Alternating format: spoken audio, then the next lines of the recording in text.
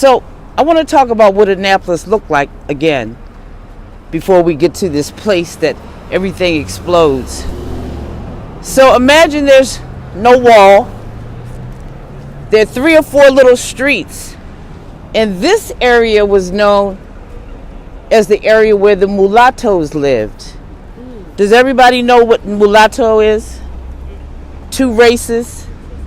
In the South, 2 races were usually children of white slave owners and slave women.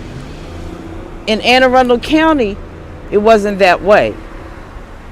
In Anne Arundel County, indentured women didn't have men of their ilk to be with. So everybody lives in the same house. There are no slave quarters. So when slave owners come, they have their best Irish. They take care of the yard. They have the slave women who take care of the food.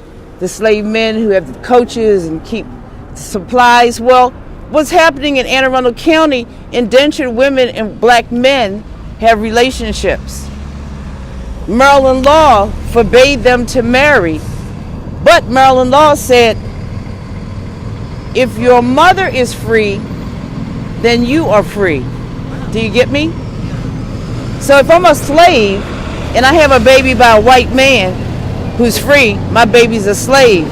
But if I'm a white woman and I have a baby by a black man, my baby is free. But Maryland law, it's all about Maryland Day.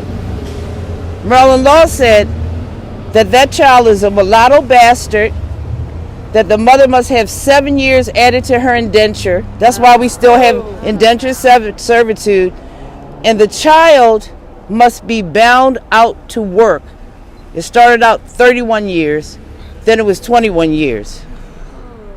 Now, you can identify these children in the census because they have something that slave babies don't have.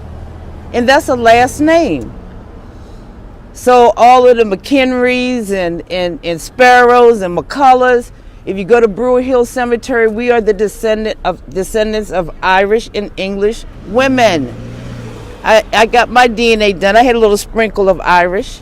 I pretty much knew that because of my mouth.